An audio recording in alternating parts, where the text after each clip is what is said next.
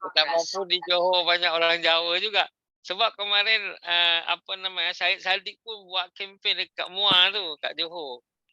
Saya tahu daripada Syed Agil dari UPM, itu dia punya uncle lah. Jadi tapi ni tak ada apa namanya, sangkut pautnya dengan pilihan esok lah. Saya cuma informasi aja. Sebab kata orang Indonesia, pemilihan umum itu bebas dan rahasia. Tapi nak bagi tahu jugalah. Okay, ladies and gentlemen, we will to start right now international lecture series study based of academic and best practice with the theme economic and management trend in Indonesia and Malaysia with the famous speaker today, Associate Prof. T.S. Dr. Haji Ishamuddin Mustafa, Senior Lecturer and Dean UniKL MITEC Kampus Johor, Malaysia. And then Dr. Muhammad Luki Akbar. Tahniah, congratulations, ini the new doktor ni, dia baru aja selesai doktornya dari IPB Bogor atau UPM lah kalau di Malaysia dikatakan. Terima kasih Bapak. Ya. Jadi nanti dia mungkin kalau mau bersyarat itu dia menjadi Deputi Menteri kot. Ya. Dia ini Head of Asset Management Division, Secretary General Minister of Finance Republik Indonesia. Juga tadi sudah ada Encik Kaisar Akhir, Master Science MBA, Lecturer College University of Economic and Business Jakarta. Mas Luki ini bersama kita ada Ibu Dr. Susi. Kebenaran beliau sedang di Jakarta, tapi beliau sendiri sebenarnya pimpinan beberapa kampus swasta di Batam. Jadi beliau ini malam ini join dengan kita. Thank you very much for you all join right now. Jadi karena ini baik Cik Isamuddin maupun panggil Cik jugalah, Cik Luki ni dan Cik Kaidir Ibu ini sama-sama baru pertama. Jadi saya nak bagi tahu bagaimana ni dia punya itinerary ini. This international lecture series is not conference. This is the international session only. Therefore, do not strict protocol, right? Kita kena enjoy, relax dan fun sahajalah. Jadi tak kata orang Medan, jangan tegang-tegang lah. Jadi relax and enjoy je. Therefore, only 5 itinerary. The first welcoming speech from me is the chairman of ASEAN Lecturer Community. And then the second, there is the short video ILC. Jadi apa satu benda tu ILC, nanti boleh lihat dekat video tu. This is the third sharing from the speaker. If we look your name right now, ini kalau lihat dari alfabet ni, Ishamuddin I, Luki ni mulai dari Muhammad pula, jadi dia M ya, jadi awal I lah kan. Nanti lepas tu baru M Muhammad Luki. Nanti Kaisar ini sebenarnya dia nak bagi satu another insight from his perspective, karena dia dulu sudah pernah dia pernah jadi speaker juga dan akan jadi lagi. Malam ni dia nak sharing sikit regard this theme. Jadi dia akan bagi sharing ke the last speaker, right? Therefore, once more, thank you very much for you all join right now. Terima kasih kepada student daripada Jakarta, daripada Batam juga, daripada Malaysia, daripada sebenarnya di sini disebut dari saja, tak pakai pada. From Jakarta, from Bandung, from Bekasi City, from Batam, from Malaysia. Usually there is from Sutai juga, because this event shared in the website of RLC. Okay, once more, we start this event episode 255 with the prayer first. Mari kita mulai dengan berdoa menurut keyakinan masing-masing. Berdoa di sila .com for more information. Okay, right now we go to the first speaker yang berbahagia. Associate Prof. Dr. Ishamuddin Mustafa is the first speaker. around 25 minutes. Time is you right now, please. Bismillah. Bismillahirrahmanirrahim. Assalamualaikum warahmatullahi wabarakatuh. Yang berbahagia Tok Profesor Khairul Reza. We have participants from other countries. Yes. Thailand. We have from Thailand, so I will speak in English. Otherwise, we just speak in. You boleh guna bahasa Malay pun karena dia dekat. So, boleh faham. Okay. Not from Bangkok. Okay. And then I will try my best to speak in Malay, and I will mix whenever necessary. Alright. So, terima kasih Pak Reza, Dr. Muhammad Laki Akbar, Dr. Susi, Mr. Kaisar Akhir. Kaisar Akhir. Juga kepada semua yang ada pada malam ini. Terima kasih kerana sudi bersama kami, dan saya rasa saya memanjatkan kesyukuran kepada Allah Subhanahu Wa Taala kerana kita dapat bersama pada malam ini, dan saya rasa saya akan cuba sebaik mungkin untuk berkongsi lah bagaimana yang telah dimaklumkan oleh Pak Reza tadi. Kita enjoy sesi ini, dan tujuan saya pun ialah untuk saya berkongsikan dengan tuan-tuan, bapa-bapa, ibu-ibu yang berada di seluruh Malaysia ataupun Indonesia berkaitan dengan apa yang telah kami lakukan, apa ilmu yang telah kami guna pakai dalam menyumbang kepada pembangunan negara Malaysia. So insyaAllah saya rasa dalam pembentangan yang saya akan buat dalam lebih kurang 30 minit ni nanti, dia akan bermanfaat. Saya akan menunjukkan macam mana dari segi akademik, pembelajaran yang kita dapat daripada universiti, kita guna pakai untuk menyumbangkan kepada negara ini, insyaAllah. Dan topik yang saya akan share pada hari ini ialah berkaitan dengan lead management. Izinkan saya untuk berkongsikan slide ya, Pak Reza, boleh ya? Yes, you are your co-host. You can to use or by yourself. Okay. Apa kena bantu? Okay. Saya dah share. Okay, right. Very clear. Okay. With the red and black uniform. So I hope that everyone can observe this slide that being shown in the. Okay, first of all, my name is Ishamuddin. I am the Dean and the Head of Campus of University Kuala Lumpur, Malaysian Institute of Industrial Technology.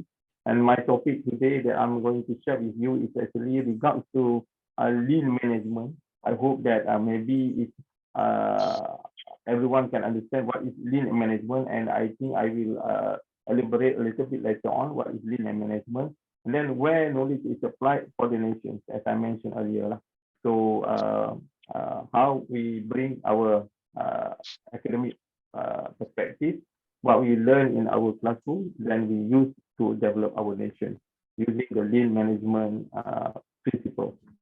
So again, this is some background of myself, and basically to talk about lean, I have some background. I have possessed a master black belt on Lean Six Sigma, and I think I have doing some consultation job with several parties, including government sectors, public and public sectors as well. So I think I have some basic understanding and knowledge on lean management, so that I can share with everyone today. So this is the outline of my presentation. First of all, I would like to introduce who am I and where I come from, what is lean management, and then the topic itself, and then how we apply lean management in our processes to improve our nations, Malaysia, and then how lean management that we apply in universities, and then maybe if there are Q&A. So what I'm going to share today is actually the actual things, the actual case study that we already implemented in several ministries in Malaysia using lean management. Okay, so who we are. So I'm again stress and give some basic overview of UniKL. So basically, we are owned by MARA agency from a Ministry of Rural Development in Malaysia, belong to the MARA, and actually we are the government university, belong to the government, and then we have 12 campuses, and then we have around 25,000 students throughout Malaysia. So currently we have 12 campuses with specialized program in Peninsula Malaysia. And then my campus is actually very near to Johor Bahru, just around 70 minutes driving to Batam and Singapore. It is very near. So I do hope that in the future, maybe Dr. Sari, Dr. Susi, or anyone that come over to Singapore or to Johor can come and visit us. For your information, we will have our own conference this on 23rd of November, and we have several universities from Indonesia will join us. For example, Bayangkara University, one of the professors will come down and be part of our guest of honor. So you're all welcome, and I will try my best to entertain you, to give you information on what UniKL is all about in more detail. All right. So this is come back to the topic that I'm going to share today. So Pak Reza, so ini adalah sebahagian daripada pelajar kami yang sebenar di Universiti Kuala Lumpur. Dah graduate pun lama-lama. Alright, so basically tuan-tuan dan puan-puan, ibu-ibu, bapak-bapak. So ini adalah unjuran keperluan public service expenditure bajet yang diperlukan di Malaysia daripada tahun 1998 hinggalah tahun 2025. Kalau kita lihat graf ini, terlalu banyak keperluan dari sudut finance yang perlu diperuntukkan oleh kerajaan Malaysia untuk memastikan bahawa perjalanan operasi pemerintah dapat dilaksanakan dengan baik dan bagi menjamin ekonomi dan juga pembangunan negara Malaysia.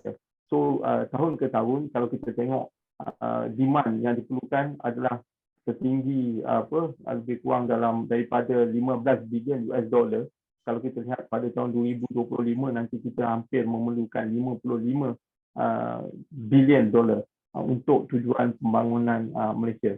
So tapi apa yang pada data yang kita terima, kita hanya ada lebih kurang dalam 40 ataupun 35 US dollar, di mana keperluan ini sebenarnya jauh daripada mencukupi untuk kita terus beroperasi dan membangunkan Malaysia dalam keadaan yang lebih baik. So our resources is limited. We will need around 40 billion to meet the funding gap in 2025. So then we have to do something. So that's why we have to introduce a very important method how to ensure that we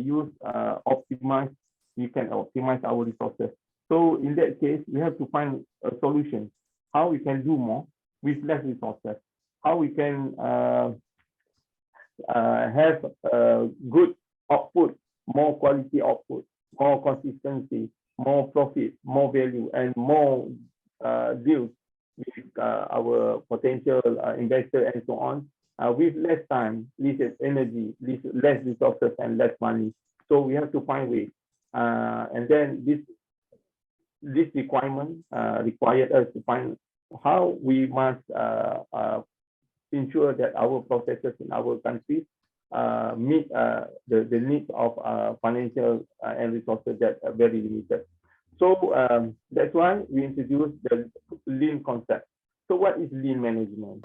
So for lean management, I can say that in principle is a set of principles, method, and tools used to improve process efficiency by removing wasteful steps. So we found out there are a lot of waste in our processes, whether in manufacturing or in service sector. So we have 7 ways in lean that we should eliminate to ensure that we can do more with less. So therefore, the lean concept is very useful and timely to be introduced in our country. And then I think this is the concept that we already implemented in few public and private sectors, so that we can eliminate waste, and then we can have a more value-added process and more output. So mungkin semua faham yang di dalam organisasi terdapat banyak unnecessary waste yang kita ada. Mengikut record dan mengikut data yang kita ada, 90% of work done in office is a waste. Waste is actually contohnya macam overproduction, overprocessing. Wasting is also waste. Motion, pergerakan yang tidak diperlukan adalah waste. Membawa suatu objek atau membawa suatu perkara yang tidak diperlukan dari satu point ke satu point adalah waste. Inventory yang berlebihan yang tidak diperlukan juga adalah waste. So kita ada 7 jenis waste yang perlu di-eliminate dalam proses ataupun di dalam setiap pekerjaan kita.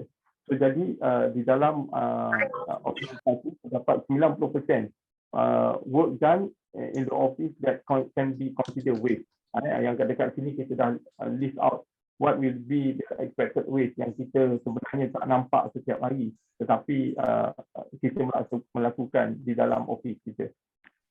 Dan actually two things are always happening in any process. Sebab dalam pekerjaan kita melibatkan a lot of processes, dan proses-proses tersebut mempunyai dua type of waste. Satu, thing that should be done. Maknanya memang sesuatu itu memang perlu dilaksanakan dan kita anggap ini sebagai pekerjaan yang pasti yang diperlukan. Dan satu lagi adalah things that should not be done. Dan itu sebenarnya yang kita boleh namakan sebagai waste. Dan semua waste itu adalah non-value added work. Dan inilah kalau kita nak achieve efficiency, kita kena eliminate. Right. So itu adalah sedikit konsep berkenaan dengan lean. Dan our focus was very much on reduce waste. Going forward, we need to improve value added. So kalau kita tengok, current state ni adalah bila kita pergi ke mana-mana organisasi, kita pergi ke mana-mana institusi, kita pergi ke mana-mana proses kerja, kita akan dapati bahawa di dalam suatu proses kerja tersebut, 80% atau 90% adalah waste yang macam seperti kita tadi, dan yang selebihnya barulah value added. Dan dalam lean management, kita cuba dari upaya untuk memastikan bahawa kita dapat mengurangkan waste tersebut, dan kita akan dapat mempertingkatkan value added. Dan inilah yang kita namakan sebagai perubahan daripada current state kepada future state. Dan macam mana kita buat daripada current state ke future state nanti kita akan bincangkan di slide yang seterusnya. So dan untuk pengetahuan semua, bapa-bapa, ibu-ibu, sebenarnya lean management ini datang daripada konsep manufacturing konsep. Dan dia telah dikenalkan oleh Henry Ford pada 100 tahun yang lepas. Tetapi Taiichi Ohno datang daripada Jepun, dia telah pun menggunakan lean ini dan memperkembangkan konsep lean ini ke dalam bidang pengeluaran, juga manufacturing, juga dalam memperkembangkan bidang lean management ini kepada services. Dan sebab itulah kita boleh menggunakan konsep lean management ini di mana-mana industri yang berada di dalam bidang ekonomi yang kita ada di dalam negara lah. Dan banyak buku-buku yang diterbitkan berkaitan dengan lean management ini, dan akhirnya kita boleh dapati bahawa terdapat beberapa banyak buku yang merujuk kepada transition daripada manufacturing kepada services. Sebab ini penting ya Pak Reza dan lain-lain yang berada dalam sistem dalam siri kita pada hari ini, di mana kebanyakan daripada orang beranggapan bahawa lean ini hanya berkesan kalau kita gunakan di bidang pengeluaran ataupun manufacturing sahaja. Tetapi banyak buku dan kita sendiri telah membuktikan bahawa sebenarnya lean management juga sebenarnya applicable kepada beberapa industri yang lain. Contohnya nanti saya akan kongsikan bagaimana kita menggunakan pakai lean management di hospital. Macam mana kita reduce waste dan kita memperbaiki proses kerja di Kementerian Kesihatan Malaysia dan macam mana dia memanfaatkan kepada negara. Okay, alright. Seterusnya lean management where we apply. So pada tahun 2013, Kerajaan Malaysia telah pun mengeluarkan satu model yang berkaitan dengan Government Transformation Program. Dan Government Transformation Program ini adalah satu usaha menyeluruh Kerajaan Malaysia untuk memastikan bahawa kita memperbaiki proses kerja dan meningkatkan efisiensi bagi penjawat awam dan juga penyampaian semua sektor di dalam pemerintah Kerajaan Malaysia. Dan untuk tu, kita ada satu inisiatif yang kita namakan sebagai Public Service Delivery. Dan dalam Public Service Delivery ini, kita sebenarnya kena membuat satu transformation di mana kalau dulu kita lambat, kita kena cepatkan. Kalau dulu kita kurang efisiensi, kita kena efisienkan. Kalau dulu kita kurang, kita kena banyakkan tanpa menambah apa-apa resources. So untuk itu, kita telah bersama-sama dengan Kerajaan Malaysia untuk menggunakan management ini untuk enhance public service delivery dengan memperbanyakkan usaha melalui beberapa agensi di dalam Kerajaan Malaysia untuk memperkembangkan management melalui lean thinking terhadap semua penjawat awam di Malaysia. Dan kami di Universiti Kuala Lumpur, saya sendiri terlibat bersama dengan beberapa kementerian di Malaysia memastikan bahawa usaha public service delivery transformation ini berjaya. Dan nanti saya akan sharekan dekat mana yang telah pun kami guna pakai konsep lean management tadi di dalam Kerajaan Malaysia, pemerintah Malaysia. Dan sebagaimana yang saya maklumkan tadi, kita ada public service delivery transformation, usaha yang telah diketengahkan oleh pihak Kerajaan Malaysia bermula daripada 2013 hinggalah sekarang ini. Kita masih lagi memastikan bahawa usaha untuk meningkatkan efisiensi, mengurangkan waste, unnecessary non-value added kepada di dalam Kerajaan Malaysia itu dapat ditangani daripada tahun 2013 hingga ke tahun 2002. Ini menunjukkan bahawa consistency, maknanya sustainability of lean management program di dalam Kerajaan Malaysia lah. So kami sendiri terlibat contoh ni di bidang di dalam Kementerian Kesihatan Malaysia. Itu bermula daripada sebuah hospital, nama dia Hospital Sultan Ismail, HSI, Johor Bahru pada tahun 2013. Kemudian bila kita dah berjaya, kita pergi kepada hospital yang seterusnya di Kelang yang melibatkan emergency department dan medical ward. Sebelum tu di hospital HSI kita melibatkan diri dengan bidang onkologi dan ortopedik. Seterusnya kita mengembangkan lean management di peringkat Kementerian Kesihatan Malaysia kepada 133 hospital awam di seluruh Malaysia. So jadi dekat sini nanti saya nak kongsikan macam mana daripada ilmu yang kita ada di universiti yang kami ajar di kampus kami, lean management ini kami gunakan di dalam public service delivery transformation ini dan seterusnya kami guna pakai untuk memastikan bahawa rakyat dan juga semua yang terlibat dalam usaha ini mendapat manfaat. Okay. So untuk pengetahuan semua, ini adalah merupakan success story di mana case study sebenar di mana kami mula pakai lean management ini untuk memperbaiki proses kerja dan juga meningkatkan efisiensi di hospital-hospital seluruh Malaysia. Contohnya, kami melaksanakan public service delivery transformation menggunakan lean management untuk reduce waiting time for cancer treatment. Nanti saya akan ceritakan dengan lebih lanjut. Kami juga menggunakan pakai lean management ini untuk improve bed management in the medical ward dan beberapa lagi. Dan nanti saya akan tunjukkan bagaimana konsep yang lean management, yang waste elimination dan juga value added tadi itu telah membolehkan kita mendapat banyak kelebihan ataupun manfaat kepada rakyat Malaysia melalui apa yang kita cuba buat bersama dengan Kerajaan Malaysia melalui public service delivery transformation. Okey, saya bagi satu contoh.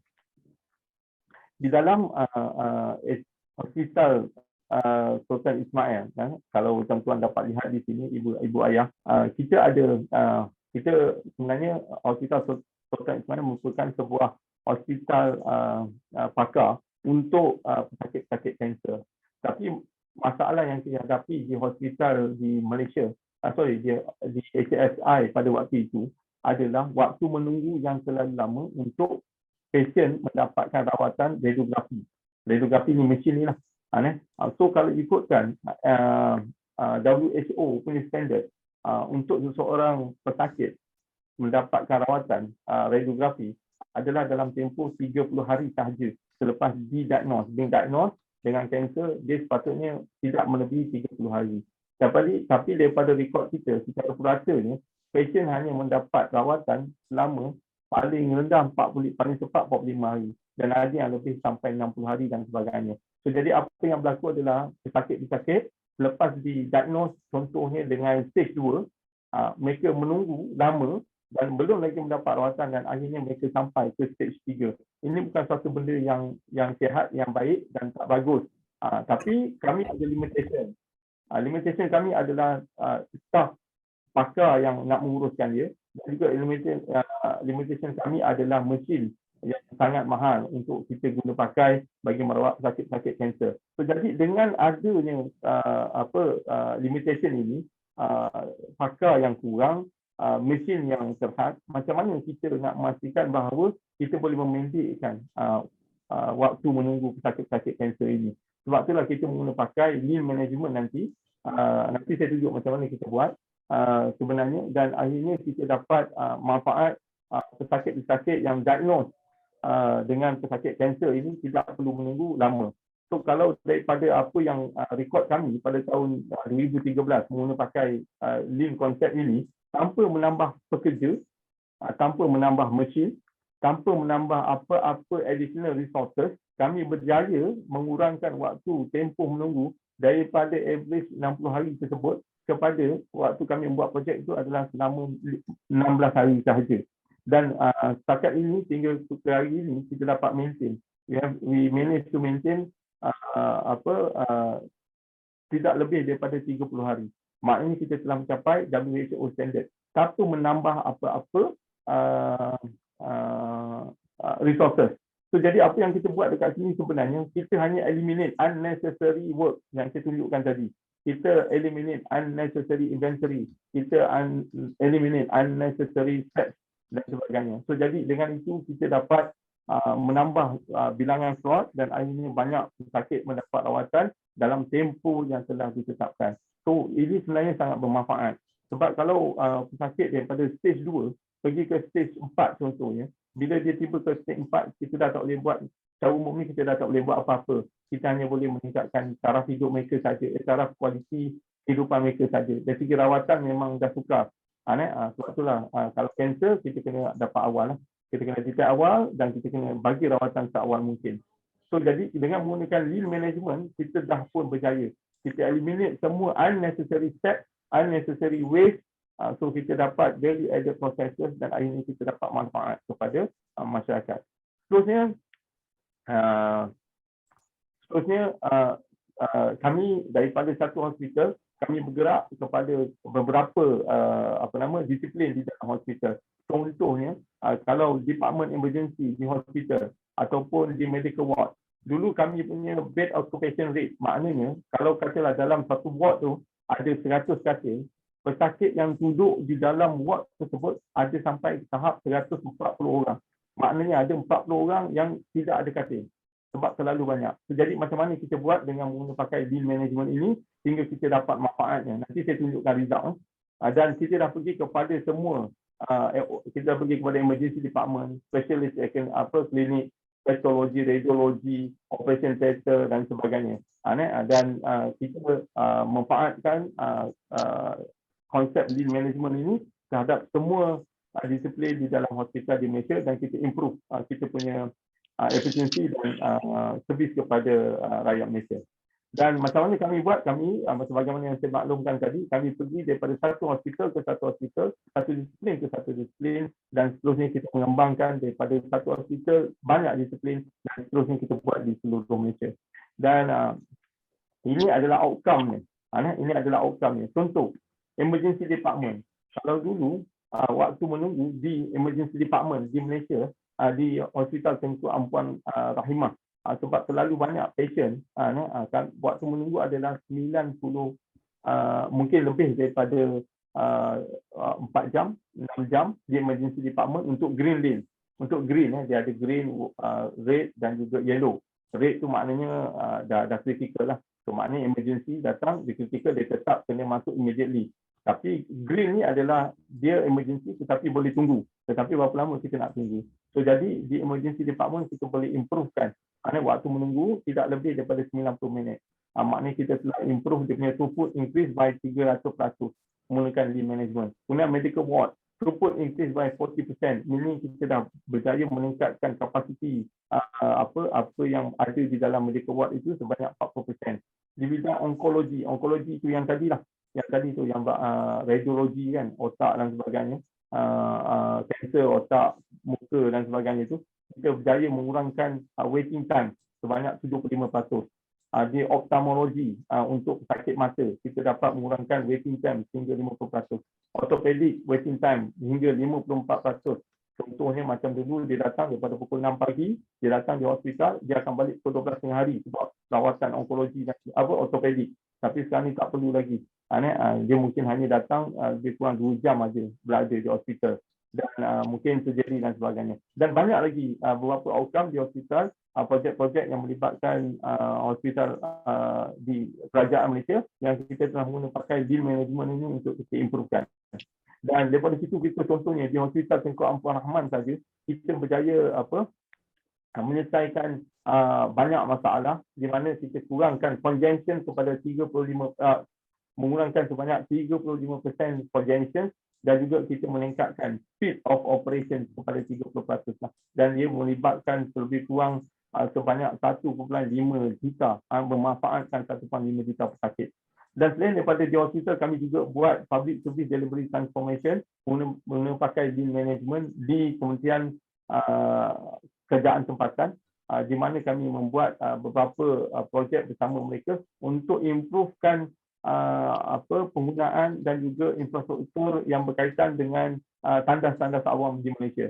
Dan daripada itu kami juga ada membuat menggunakan pakai lean management untuk memodernkan polis di Raja Malaysia, iaitu satu usaha di mana kita bersama dengan kementerian di dalam negeri Malaysia berusaha untuk memastikan bahawa polis juga mendapat manfaat daripada lean management dan akhirnya mereka lebih efisien dan dapat memuaskan hati rakyat Malaysia. Berdasar menggunakan pakai beberapa pasal lah. So, jadi saya nak tunjukkan dekat sini sebenarnya banyak kegunaan lean management yang kita telah apply dan kita gunakan secara kita praktiskan, kita implementkan daripada teori di universiti, kita pergi dan buat consultation bersama dengan sektor awam dan akhirnya kita dapat manfaat kepada negara yang macam mana saya ceritakan lah. Dan benda ini berterusan sehingga sekarang. Dan macam mana kami buat? Soalannya macam mana kami buat? So apa yang kami buat adalah kami menggunakan 10 step on lean implementation ini. First kali kami identify the real issue. Setiap tadi contohnya di polis ataupun di Kementerian Perumahan Tempatan yang menjaga tandas-tandas dan sebagainya ataupun di Kementerian Kesihatan Malaysia. Apakah the real issue?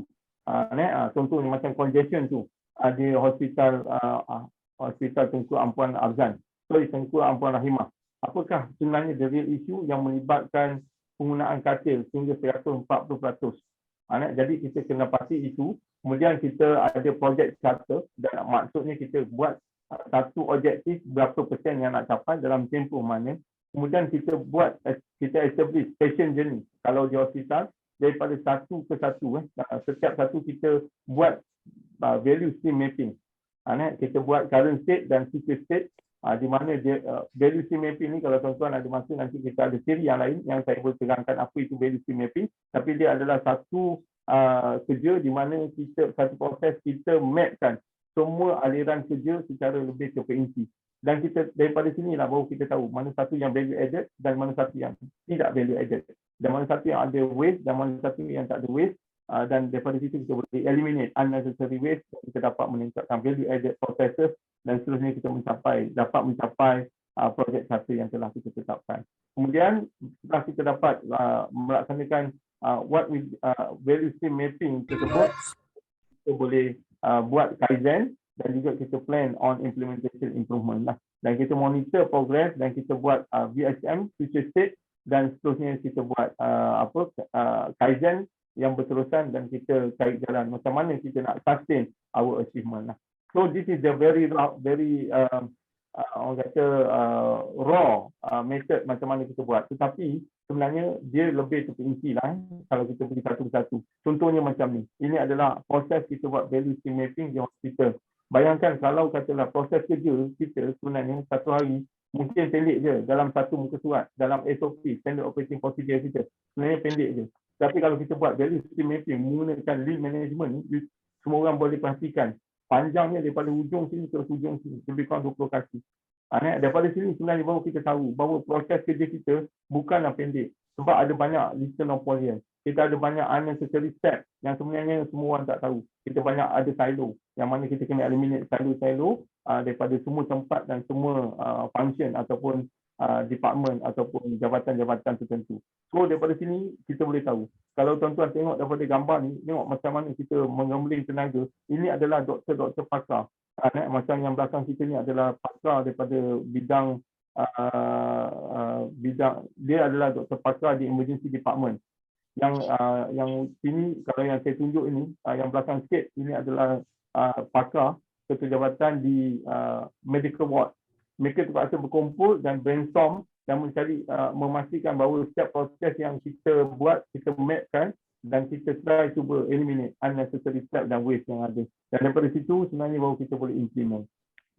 Dan just imagine, ini kita kena visualkan step satu tu, kalau kita tengok step berapa minit dan sebagainya. Ini adalah kerja yang sangat susah dan sangat panjang jalan dia.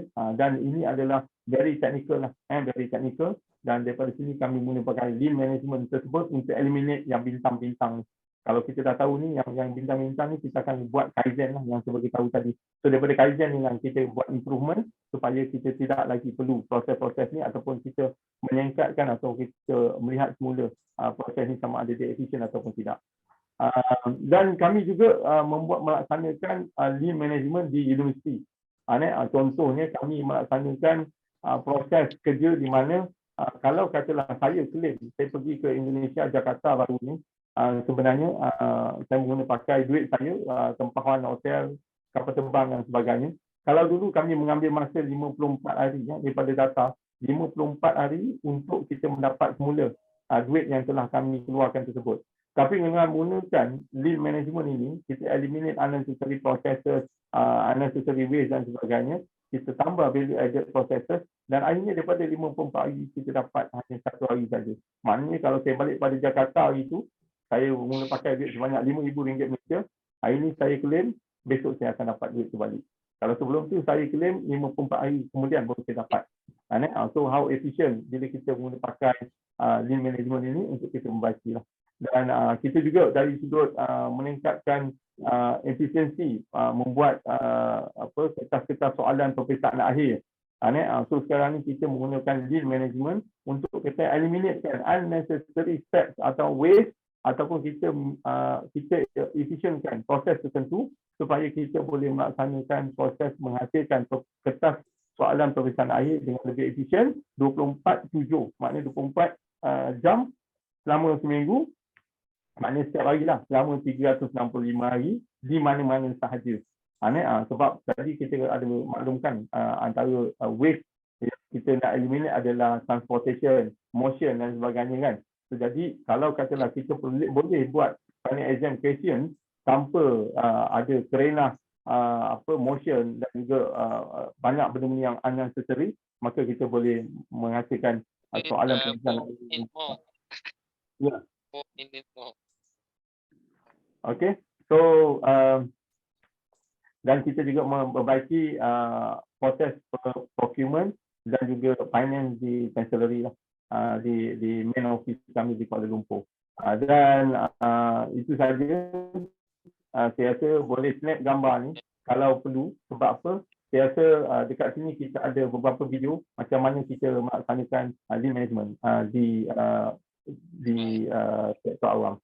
So, jadi saya rasa itu saja daripada saya. Apa yang saya dah sharekan kepada tuan-tuan, kalau saya boleh summarikan adalah salah satu daripada silibus ataupun subjek yang kita ajar di Universiti Kuala Lumpur MITEC ini, kemudian kita guna pakai di sektor awam dan kita laksanakan dia dengan kerjasama daripada kerajaan Malaysia dan kita manfaatkan seterusnya untuk rakyat Malaysia.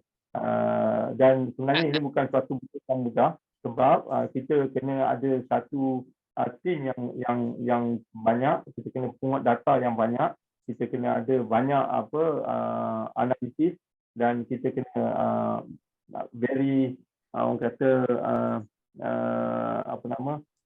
patient lah dengan apa yang kita buat lah. Dan menggunakan pakai lean management ini kita berjaya eliminate banyak unnecessary processes dan akhirnya kita dapat menyumbang kepada efisiensi dalam sektor awam ataupun swasta di negara Malaysia. So saya rasa dah sampai masa 30 minit kepada saya. Saya harap ada manfaat kepada kalian. Okey Pak Riza. Ya, sama, sudah lebih injury time. Okay, no problem, is very interesting.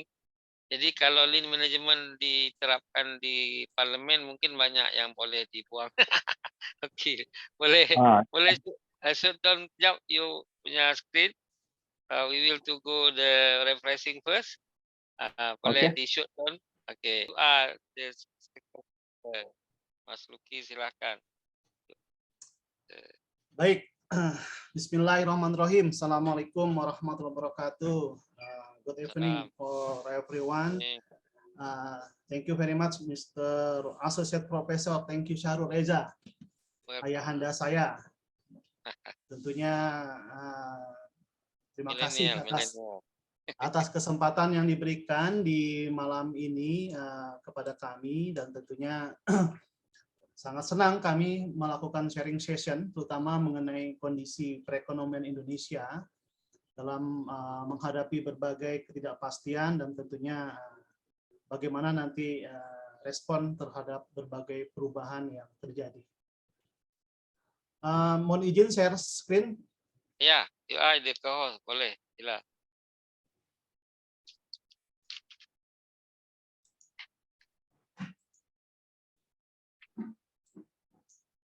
Oke, screen-nya sekarang sudah jelas, ada banyak adaptasi kebijakan fiskal. Sila. Baik.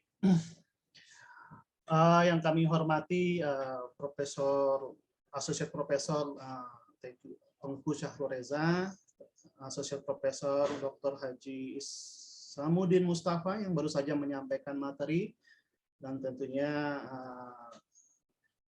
Pak Kaisar Akhir ya dari Stay Indonesia yang juga nanti akan membawakan materi. Baik, mohon izin saya membawakan dalam bahasa Indonesia saja ya Pak. Boleh.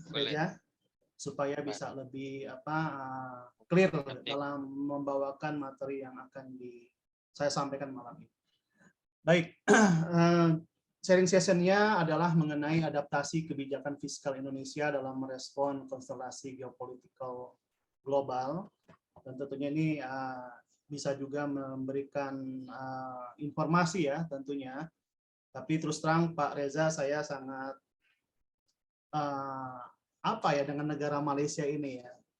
Sangat appreciate lah, sangat kagum juga karena tentunya saya sudah berkunjung ke sana dan melihat berbagai kedisiplinan yang ada di negara Malaysia itu sangat luar biasa.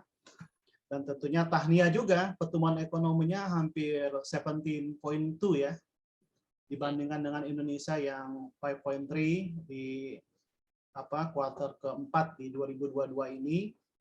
Tentunya saya yakin Malaysia juga mempunyai kekuatan yang sangat baik dalam kondisi perekonomian, dan tentunya saya juga bangga menitipkan anak saya kuliah di sana Pak Reza, di University of Utara Malaysia.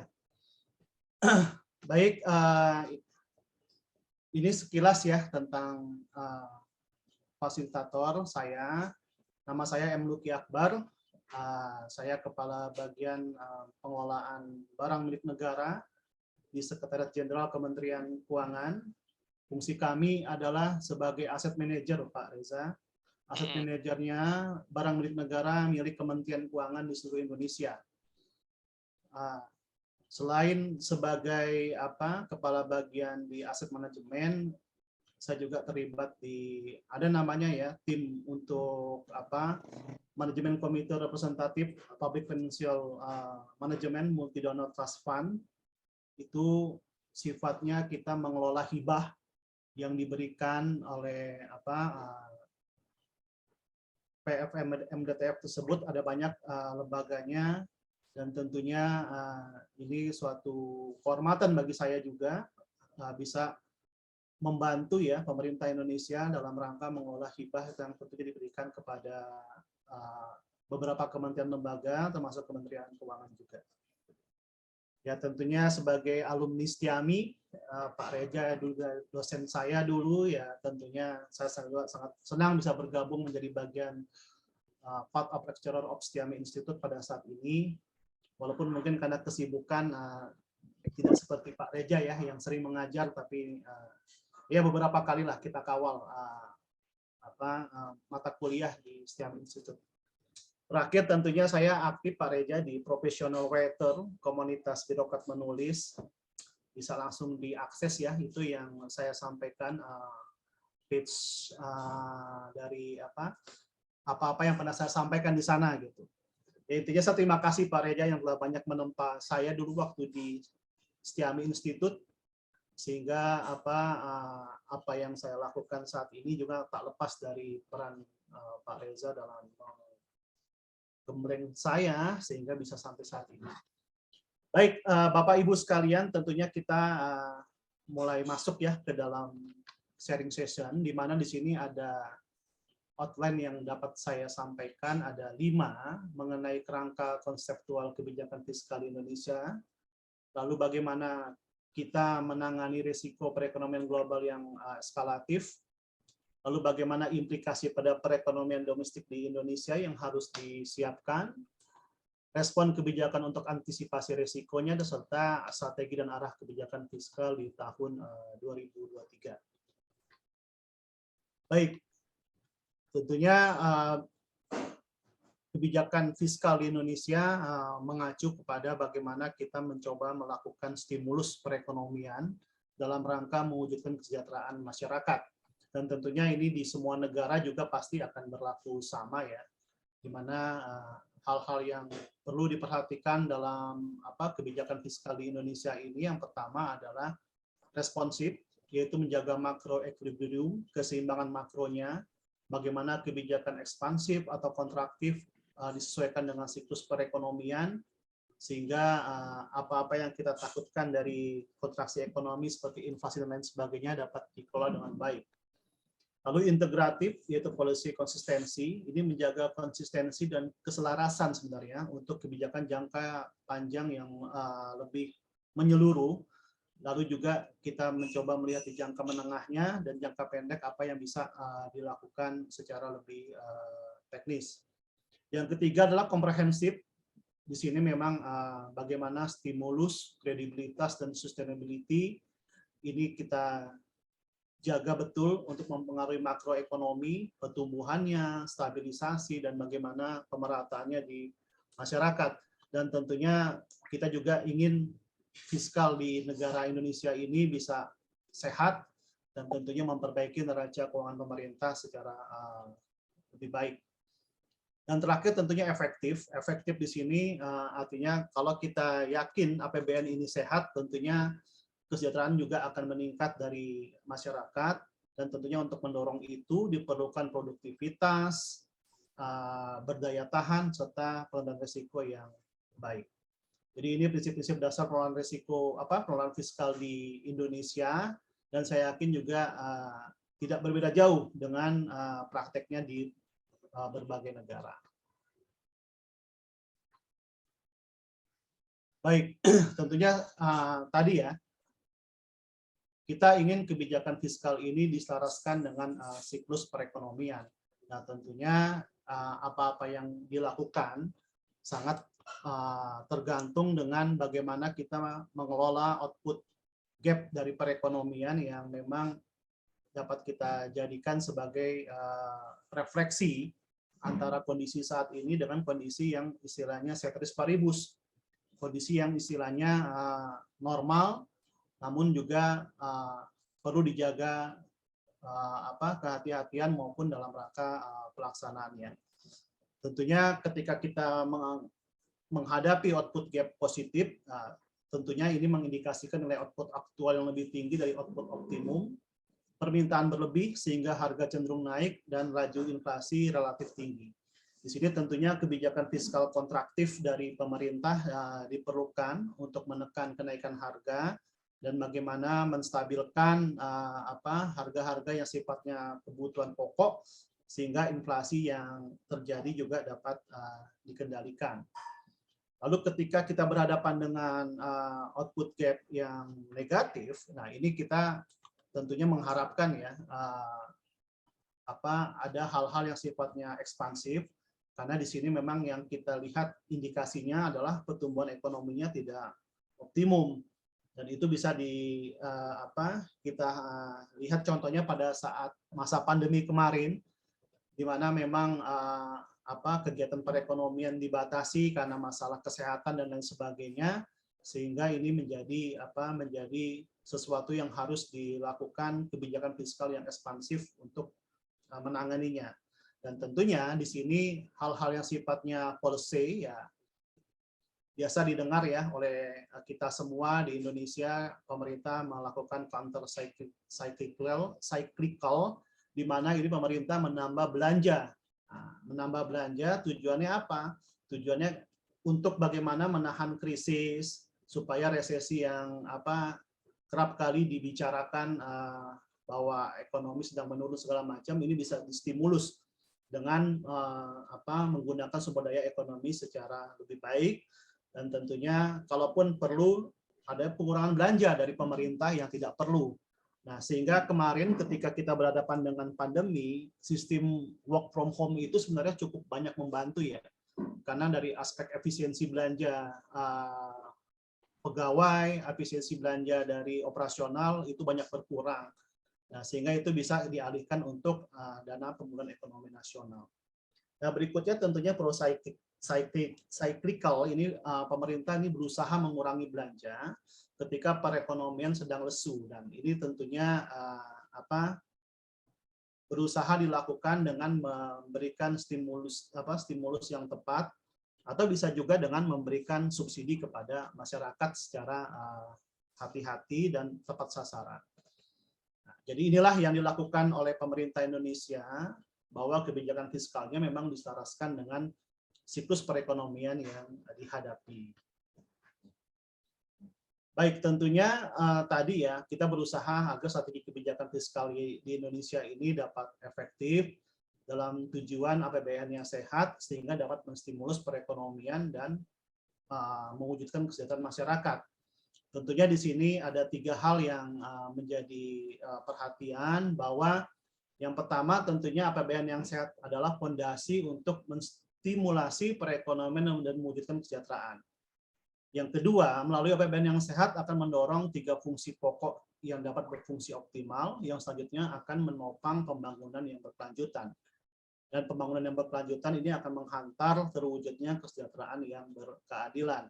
Tentunya di sini memang bagaimana untuk APBN yang sehat ini kita upayakan optimalisasi pendapatan, quality spending yang baik, dan tentunya kita juga berusaha ya 3 fungsi pokok kebijakan fiskal yang ada di Indonesia, alokasi, stabilisasi, dan distribusi ini berjalan dengan efektif, jauh dari hal-hal yang sifatnya fraud, dan tentunya ditekankan kepada pemerataan yang baik.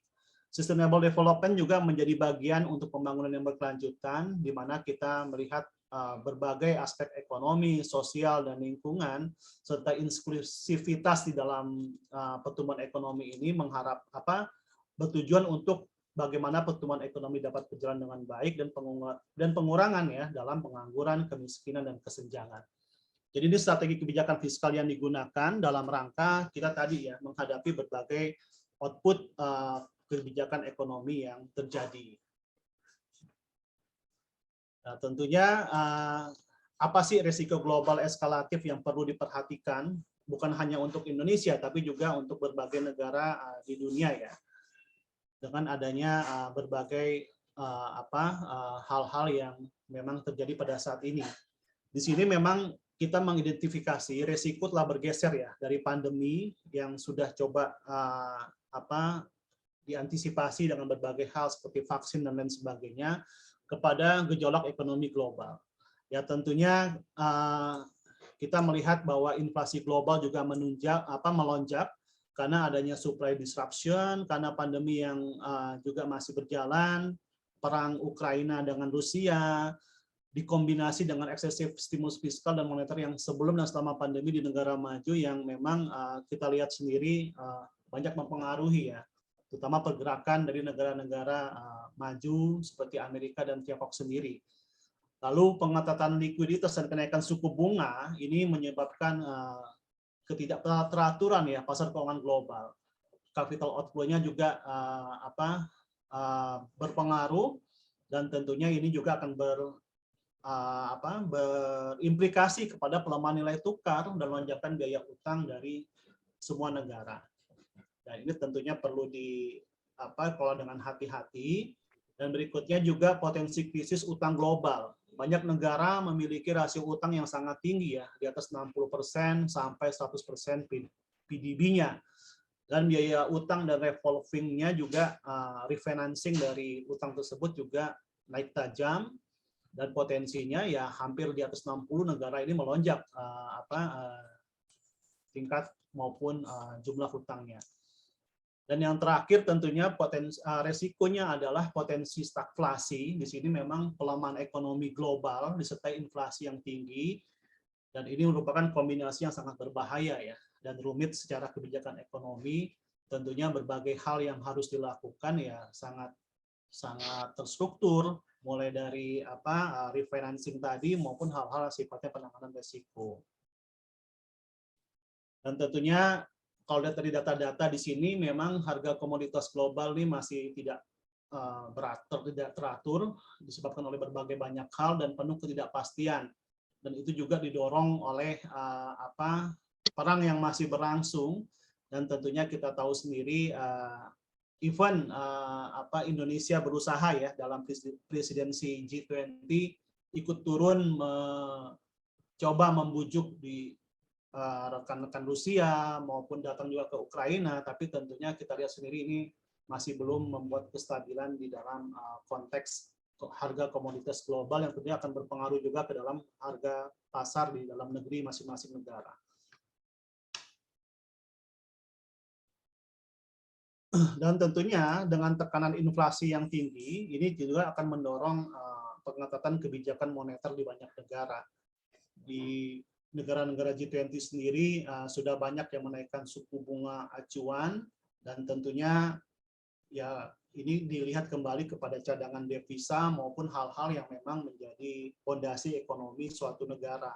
Dan kita lihat tentunya negara-negara kuat ya seperti Tiongkok dan Jepang yang mungkin sampai saat data ini disusun ya belum menaikkan suku bunga acuannya, tapi di negara-negara lain seperti Eropa, bahkan Amerika, Inggris yang kita lihat sebagai negara-negara dengan ekonomi kuat, itu semua sudah menaikkan suku bunga dan termasuk juga Indonesia ya. Nah ini tentunya membuat pengetatan kebijakan moneter ini semakin tinggi di setiap negara yang sudah menaikkan suku bunga acuannya. Nah, secara outlook ekonomi global memang diidentifikasi masih melemah ya seiring dengan peningkatan berbagai resiko. Ya, proyeksi pertumbuhan global persentase year on year-nya juga kita lihat banyak yang mengalami penurunan. Proyeksi inflasi globalnya juga walaupun diperkirakan di 2023 menurun, tapi kita belum tahu dengan berbagai hal yang sifatnya tadi ya di luar kendali, misalnya perang dan hal-hal lainnya yang memang ikut mendorong ya tekanan terhadap inflasi di berbagai dunia ini. Dan tentunya kalau kita lihat Indonesia sendiri untuk 2023 ya kita masih optimis di angka 5 di angka 5% ya pertumbuhan ekonomi. Bahkan Malaysia aja 4,4, tapi kalau kita lihat Malaysia kayaknya sudah cukup baik ya di kuartal keempat 2022 yang bisa tembus di angka 17,2% tadi gitu.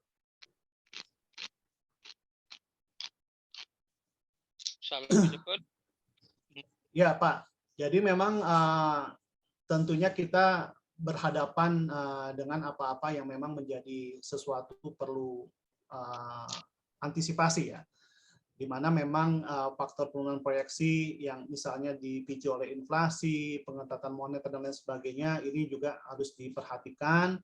Dan tentunya perlambatan ekonomi di 3 ekonomi besar AS, Eropa, dan Tiongkok ini pasti akan terus mempengaruhi. Dan tentunya ini juga akan berpengaruh kepada aktivitas manufacture global, dan tentunya bagaimana purchasing manager index ini yang perlu kita terus dorong supaya bisa menjaga nilai perdagangan internasional kita yang akan semakin baik itu, misalnya apabila memang hal-hal yang sifatnya eskalasi risiko global ini dapat ditangani secara sistematis. Baik Pak, implikasi pada perekonomian domestik tentunya kita harapkan terus membawa tren yang baik ya di dalam negeri, karena tentunya kinerja positif ekspor yang semakin baik itu akan membuat perdagangan kita juga surplus, dan tentunya devisa dari perdagangan internasional juga akan semakin baik gitu. Tapi tentunya ini kita harus terus jaga supaya hal-hal yang sifatnya tadi ya mempengaruhi kinerja perdagangan, pertumbuhan ekonomi dapat dikelola dengan baik. Inflasi domestik di Indonesia memang meningkat, namun kita masih berusaha menjaganya moderat ya dibandingkan negara-negara yang menjadi peer kita. Ya tentunya inflasi pangan nih yang terus didorong ya. Ya isu-isu yang memang saat ini kita hadapi memang di pangan ini, karena memang ini kebutuhan pokok dan seringkali menjadi masalah ketika tata kelola, dan tentunya tadi ya hal-hal yang sifatnya supply chain harus dapat dijaga dengan baik.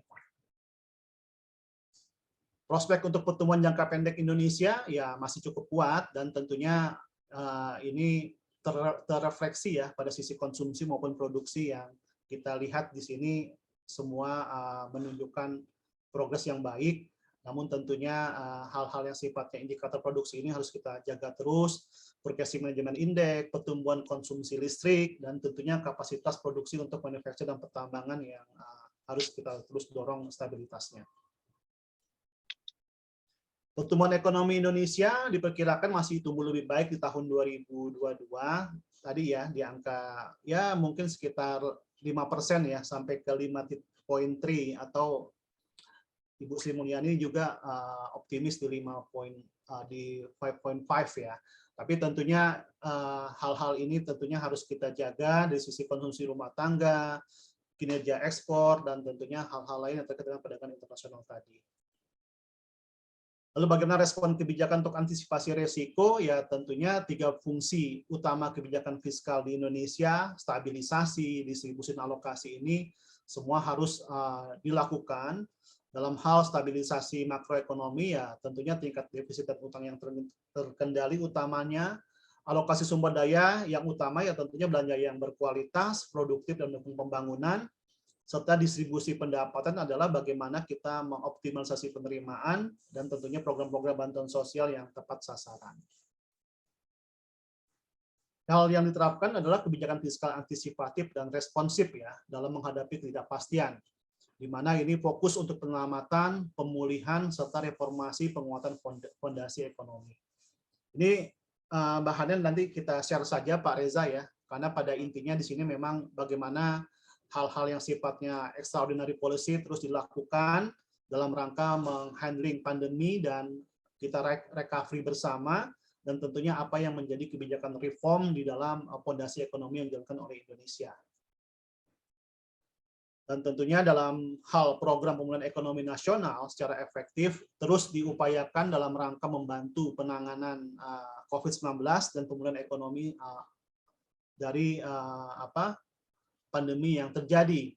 Tentunya kita lihat penanganan kesehatan, perlindungan sosial, program prioritas, dukungan UMKM dan korporasi, serta insentif usaha, semua dialokasikan dalam fungsi alokasi APBN tadi. Yang tujuannya apa? Tujuannya agar mendistribusikan hal-hal yang baik dari sisi perekonomian untuk meningkatkan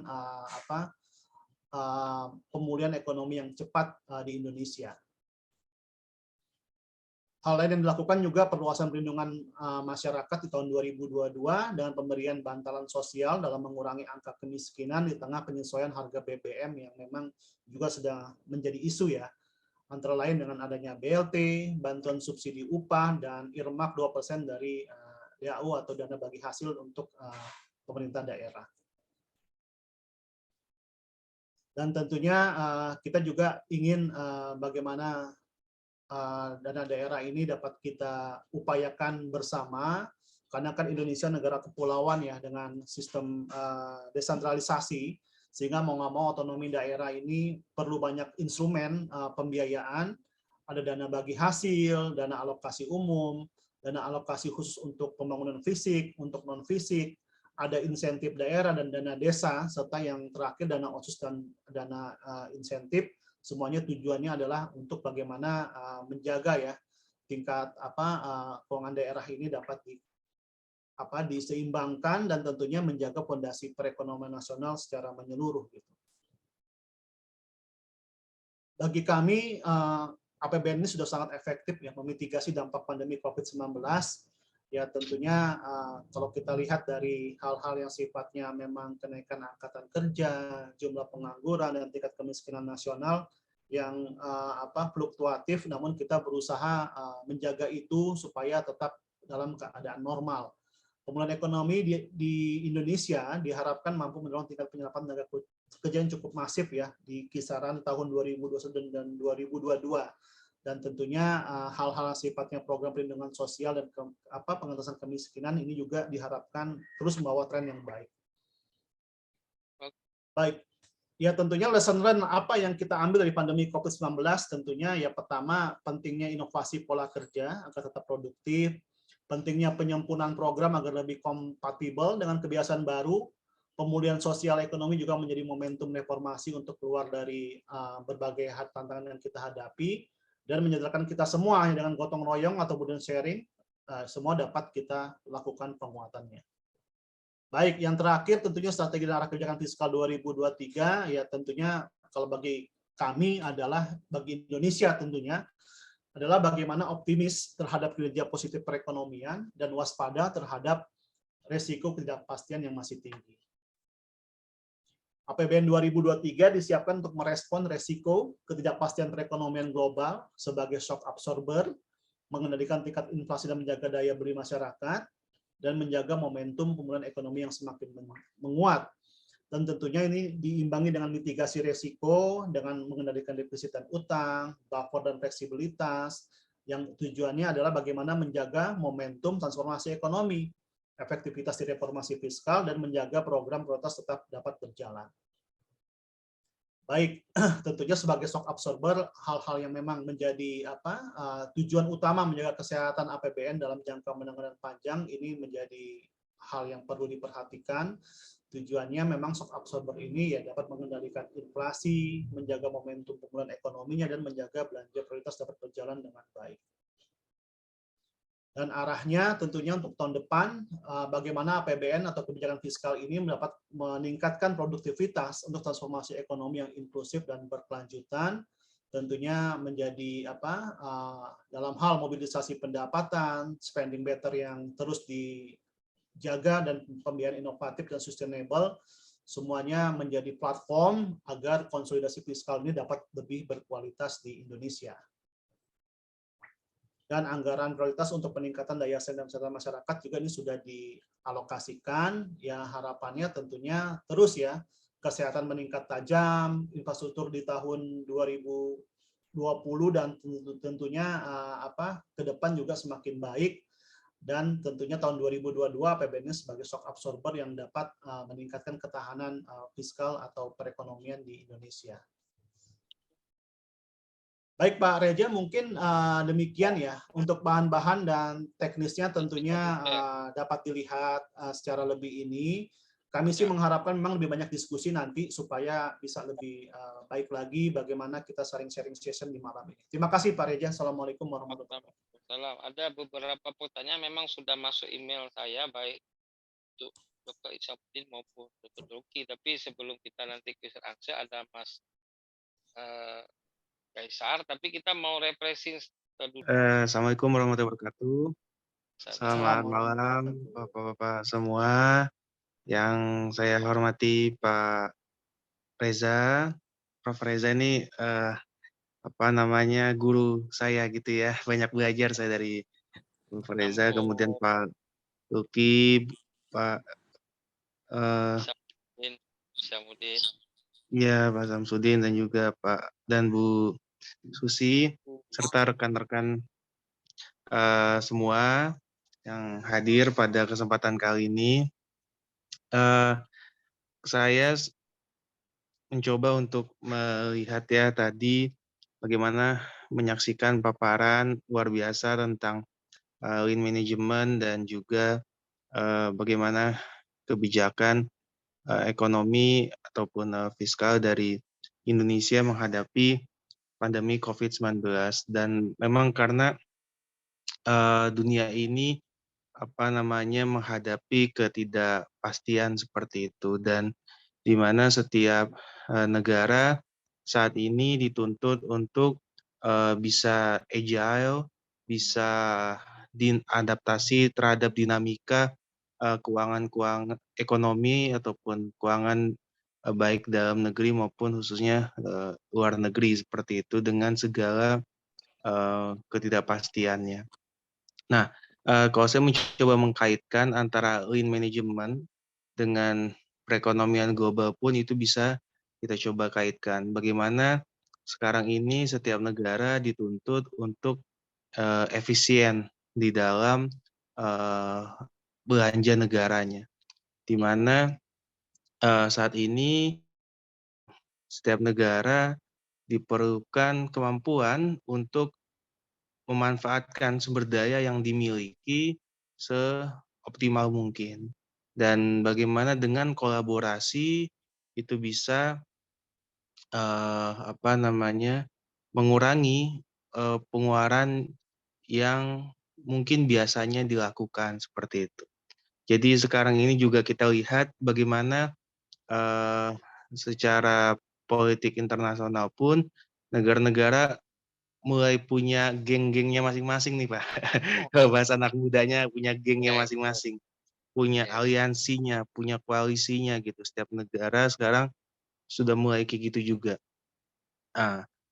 Termasuk Indonesia gitu. Jadi untuk memperkuat bagaimana ketahanan ekonomi dengan bermitra dengan negara lain. Nah, ini tentu guna tadi baik lagi untuk efisiensi anggaran dan juga pengeluaran. Kemudian selanjutnya terkait dengan isu lingkungan juga ya, makin ke sini perekonomian Indonesia itu semakin juga memperhatikan lingkungan, dan bukan hanya Indonesia, Malaysia pun mungkin juga iya. Saat ini tren yang terjadi adalah bagaimana negara-negara yang ada di dunia itu juga memperhatikan keberlanjutan seperti itu, sustainability. Nah, kalau di Indonesia sendiri trennya saat ini yang diamanatkan oleh Presiden Joko Widodo ada 3 nih Pak Reza. Yang pertama adalah green economy, yang kedua blue economy, makanya di Stay Indonesia Jakarta kita juga mendirikan Indonesia Blue Economy Center seperti itu, dan kemudian yang ketiga adalah digital economy. Jadi bagaimana ekonomi ke depan itu diharapkan ramah lingkungan, kemudian juga berkelanjutan serta berbasis digital seperti itu. Baik di daratan maupun di lautan seperti itu, ataupun juga di dunia maya.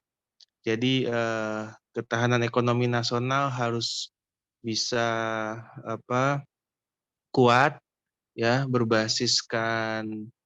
baik berbasiskan jasa maupun juga barang, yang mana kita mengoptimalkan sumber daya yang ada. Baik sumber daya pertanian kita, sumber daya kelautan kita, dan juga sumber daya teknologi kita. Nah, cuman terakhir lagi nih Pak Reza, saya menyoroti bahwa juga tantangan ke depan adalah dalam dunia ekonomi yaitu digital security atau cyber security. Nah, di mana tren ke depan karena semuanya serba digital, itu perlunya penguatan ketahanan digital juga, keamanan digital juga. Nah, bagaimana jangan sampai ekonomi digital itu juga mengalami hacking atau mengalami kebocoran data, mengalami apa namanya kebobolan. Jangan sampai ya apa yang semua serba digital itu akhirnya ada pencurian atau ada apa namanya apa bahasanya duplikasi data ataupun apa namanya semacam pengkaburan data kan bisa terjadi. Nah, itu menjadi tantangan-tantangan ke depan juga bagaimana ekonomi digital setiap negara itu perlu aman dan juga mudah diakses ya bagi penduduk negara masing-masing. Mungkin itu saja tanggapan saya, Prof. Reza. Terima kasih sekali lagi atas kesempatan ini, luar biasa tadi narasumber kita. Saya tutup. Wassalamualaikum warahmatullahi wabarakatuh. Salam. Mantap. Mas Luki itu, Mas Kaisar itu di kampusnya ada laboratorium green economy. Jadi kapan-kapan bisa silaturahmi Blue nih. ekonomi, Prof. Blue economy, sorry. Iya. Mas Kaisar, stay Indonesia ya, dekat Rawamangun ya. Iya, di Ya. Rawamangun, Pak Luki. Itu pendirinya teman SMP saya, Irfan Nurmansyah PhD. Ya, Mas, Iya. ya benar, bersama Pak Agustinus Purdaka dan Pak dulu ada Pak Johan ya. Oke. Kita pergi ke question answer. Saya bacakan saja pertanyaan dari email saya. Kepada pertama Dr. Isamuddin. Ayu boleh copy suara saya, Encik Isamuddin ya, Dr. Isamuddin. Boleh. Okay, I will to read the question for you from 1T. Very interesting presentation for Dr. Isamuddin about lean management. Nah, ini ada dua orang, saya ambil dua orang adalah ada beberapa orang, saya ambil dua-dua saja untuk masing-masing speaker. As we know that the goal of objective of lean management, the first quality product, the second consumer satisfaction, the third efficiency, cost efficiency, and the fourth growth of profit. Regarding consumer satisfaction, apa dikata ini, right now after COVID pandemic, consumer behavior was changed. What the important thing, very important to reform in our business model to get satisfaction and to loyalty of consumer. Itu dia tanya dalam Inggris lah, Wati. Kemudian Sari, nomor 2, saya ambil Sari, dia dalam bahasa. Tadi Dr. Isamuddin banyak uraikan mengenai WASH proses in management industry dalam public service. Dalam public service, seringkali attitude of a personal in charge itu justru tidak mendukung to get a good service. Macam mana kita nak perbaiki dalam konteks lean management apabila personal in charge justru yang menjadi troublemaker. Itu pertanyaan untuk Isamuddin ya. Kemudian saya baca lagi kepada Dr. Luki dari Dani. Tadi menarik juga pembicaraan tentang kebijakan fiskal dalam konteks perekonomian Indonesia. Saya saya baca dalam target-target pembangunan 2 tahun ke depan sehubungan dengan berakhirnya pemerintahan Presiden Jokowi saat ini, terlihat banyak sekali yang diupayakan untuk diselesaikan, baik kereta cepat, pembangunan infrastruktur jalan, tol, kemudian apalagi ini bendungan, termasuk ibu kota negara Nusantara. Bagaimana sebenarnya hambatan-hambatan yang menjadi tantangan bagi pemerintah dalam mempertahankan pertumbuhan ekonomi 5 ke 6%.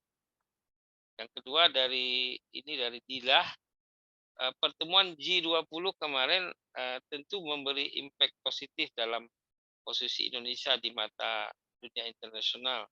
Apakah pertemuan G20 itu mendorong meningkatnya investasi di Indonesia ke depan? Apa sebenarnya kebijakan fiskal yang diperlukan supaya para investor lebih tertarik untuk berinvestasi di Indonesia? Oke, saya sudah ambil 2 orang saja masing-masing untuk speaker. Boleh jawab dalam 3-4 menit karena masa sudah suntuk. Sila. Baik, Pak Reza, terima kasih. Saya jawab dulu soalan nombor 2 daripada siapa tadi tu, berkaitan dengan ethics of personal interest, bukan personal interest.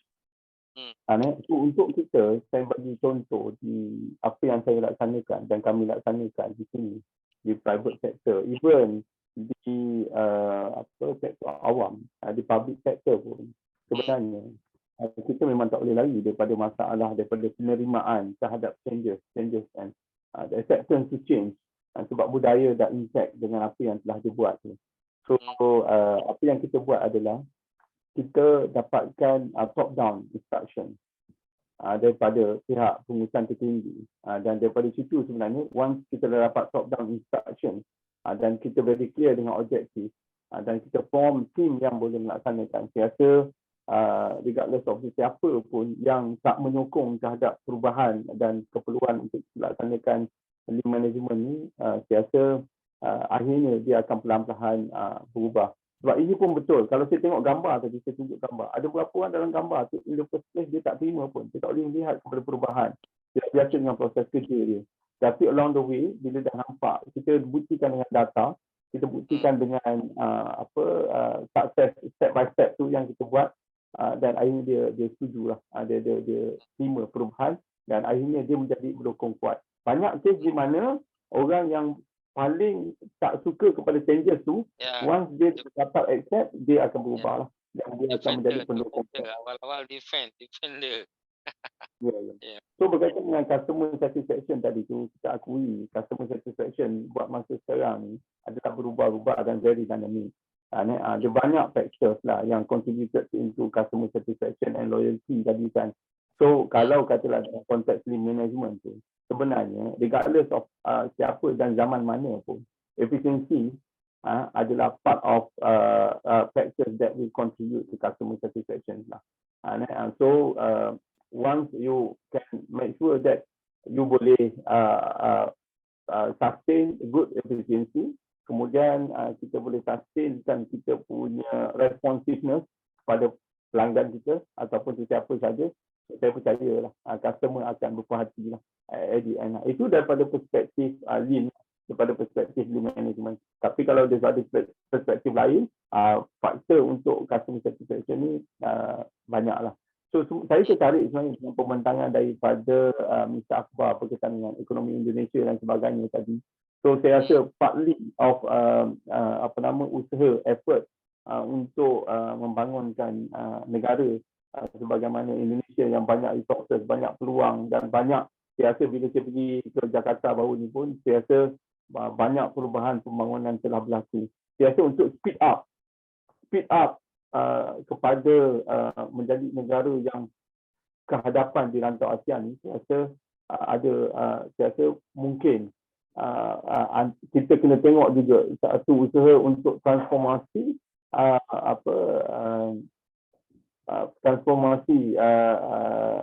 dari sudut pelaksanaan kerja ataupun proses kerja di peringkat public dan juga private sector. Yang keduanya mungkin saya rasa mungkin boleh juga kita merujuk melihat kepada pengurusan pengetahuan, knowledge management di Indonesia. Sebab that is the most important asset yang ada di Indonesia sekarang ni. Kita belajar daripada Singapura macam mana dia blend, dia jadikan sebuah negara yang responsif dan dia jadi sebuah negara yang manage dia punya knowledge dan akhirnya dia boleh bagi the best services dalam dunia ni dalam pelbagai sektor. Dan saya percaya Indonesia juga boleh menjadi sebagai itu sebab saya dah merasai nikmat macam mana layanan dan juga hebatnya servis yang diberikan oleh saya sebagai pelancong, saya sebagai wisata dan sebagainya melaksanakan kerja bila datang ke Indonesia, saya rasa sangat berpuas hati dengan layanan yang diberikan.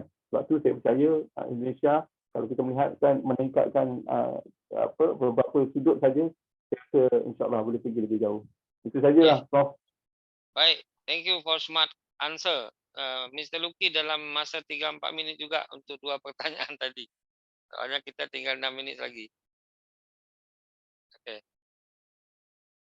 Mas Luki, are you ready for answer? Dalam 3-4 tadi menit. masih di mute. Siap, Okay. Prof.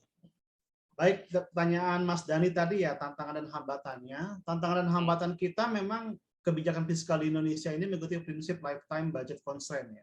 Di mana Bunsaid menyatakan bahwa utang pemerintah di masa sekarang akan dibiayai oleh pemerintah dan surplus anggaran di masa mendatang.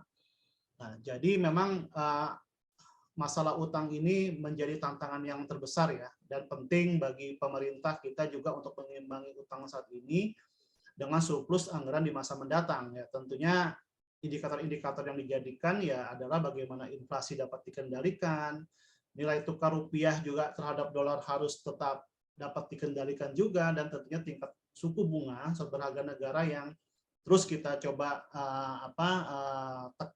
bukan tekan ya, tapi kita terus kelola dengan baik lah.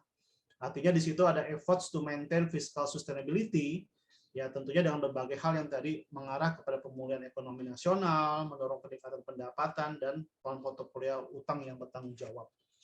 Lalu tadi pertanyaan kedua ya mengenai G20, saya pikir G20 juga sudah banyak memberikan dampak ya terhadap investasi ya. Terutama yang paling urgent itu adalah pembentukan Financial Intermediary Fund yang ada komitmen ya dari seluruh negara-negara termasuk juga lembaga donor yang hampir mencapai 1,3 miliar US dollar. Itu juga dapat digunakan dalam bentuk hibah sehingga negara-negara yang membutuhkan dapat menggunakan dana tersebut.